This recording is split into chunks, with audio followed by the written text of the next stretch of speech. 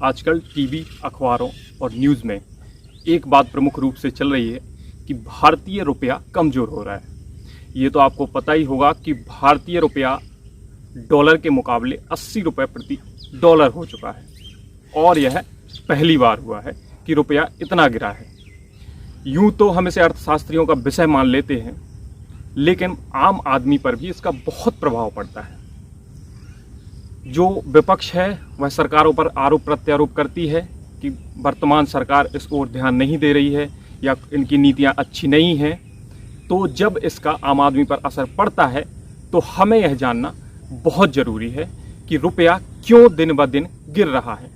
नमस्कार, मैं हूं ब्रजेंद्र सिंह परमार और हम बात कर रहे हैं रुपए के गिरने की। इसकी कीमत कैसे डिसाइड होती है, यह मजबूत कैसे होगा, इसके क्या क्या कारण हैं तथा आम आदमी पर इसका क्या असर पड़ता है। मैं यहाँ आपको बता दूं कि रुपए की कीमत कोई भी डिसाइड नहीं करता। रुपए की कीमत बाजार के द्वारा डिसाइड होती है, क्योंकि भारत एक मुक्त अर्थव्यवस्था है। मतलब जो आयात और निर्यात और जो विदेशों के साथ हमारा व्यापार चलता है, रुपए की कीमत उससे डिसाइड होती है। आरबीआई या सरकार का इसमें कुछ भी दखल नहीं होता है। हाँ, छोटी मोटी नीतियाँ पास करके वो इसमें थोड़ा बहुत अंतर ला सकते हैं। अब हम जानते हैं कि रुपया मजबूत कैसे होता है। इसको एक उदाहरण के द्वारा जानते हैं कि जब हम गांव में आइसक्रीम खरीदते हैं तो मम्मी या दादी हमें गेहूं दे देती हैं और आइसक्रीम वाले से हम 2 या 4 आइसक्रीम ले आते हैं। लेकिन वहीं जब हम इंटरनेशनल मार्केट में जाते हैं, कोई हमें बैट खरीदना है, कोई बड़ी चीज़ कार खरीदनी है, उस समय हम गेहूँ नहीं ले जाएंगे।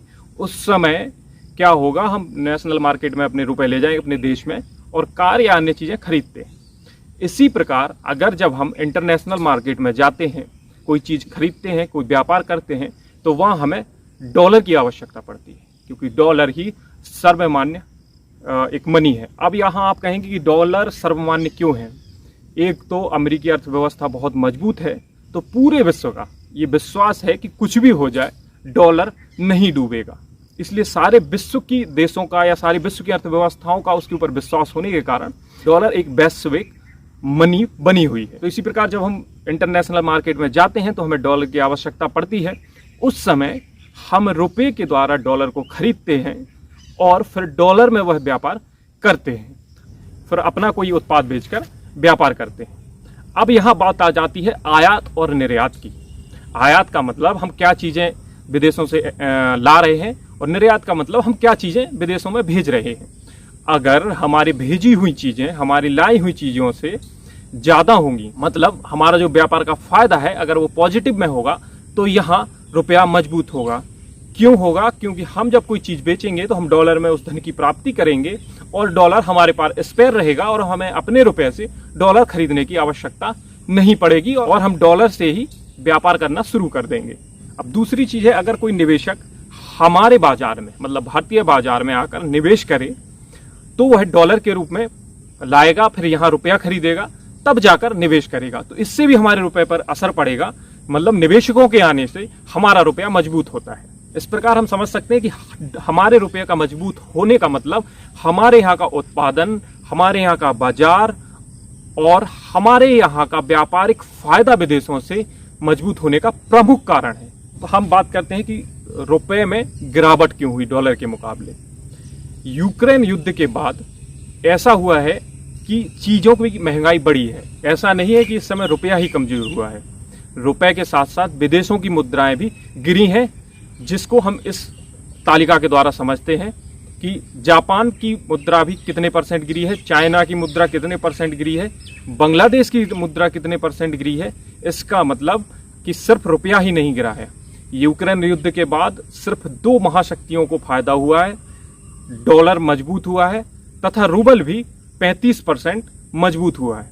इसका मतलब है कि किसी भी युद्ध से सिर्फ महाशक्तियों का फायदा होता है, वह उनका एक व्यापार होता है, उनकी अर्थव्यवस्था मजबूत होती है और इसमें छोटी छोटी अर्थव्यवस्थाएं, छोटे छोटे देश नुकसान उठाते हैं और पिस जाते हैं। दूसरा है, युद्ध के कारण वैश्विक बाजार में कच्चे तेल के दाम बढ़े हैं, क्योंकि ज़्यादातर तेल रूस से यूरोप में भेजा जाता था। अब कई चीज़ें ऐसी हो गई हैं कि तेल के दाम बढ़ गए हैं। अब भारत अपनी ज़रूरतों का जो है 80% कच्चा तेल आयात करता है। अब उसे यह तेल खरीदने के लिए फिर वही डॉलर खरीदना पड़ेगा, तो हमारा व्यापारिक जो घाटा है वह दिन ब दिन बढ़ता जा रहा है, इसलिए भी रुपया कमजोर हो रहा है।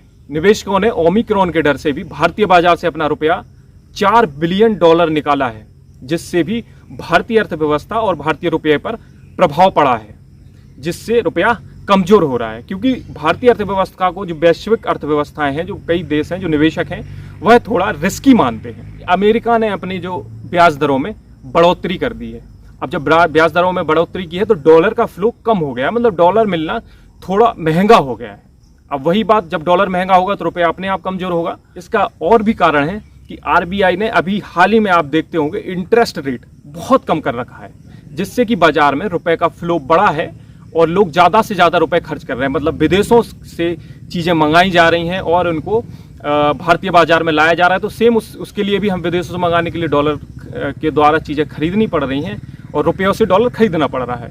इससे भी इंटरेस्ट रेट कम होने के कारण रुपया कमज़ोर हो रहा है।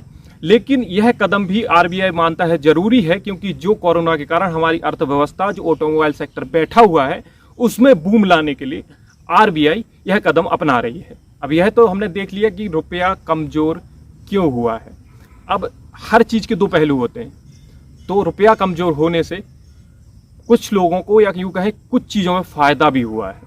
जैसे कि हमारा निर्यात बढ़ गया है, मतलब हमारा जो व्यापार है वो बढ़ गया है, क्योंकि लोगों को जो डॉलर में, जो डॉलर वाली कंट्री हैं, उनको अब इंडिया से चीज़ें सस्ती मिल रही हैं, तो उन्होंने व्यापार बढ़ा दिया है, मतलब हमारा निर्यात बढ़ गया है, तो इससे भी हमें फ़ायदा हुआ है। दूसरा, जो यूट्यूबर्स हैं उनकी भी आय में वृद्धि हुई है, जो एनआरआईज हैं उनकी भी आय में वृद्धि हुई है, क्योंकि वो डॉलर जब इंडिया में भेजते हैं तो उनको भी डॉलर के मुकाबले ज़्यादा पैसा मिलता है, तो उन्हें भी एक फ़ायदा हुआ है। ऐसे क्या कदम उठाए जाएं कि भविष्य में रुपया ना गिरे और मजबूत होता जाए?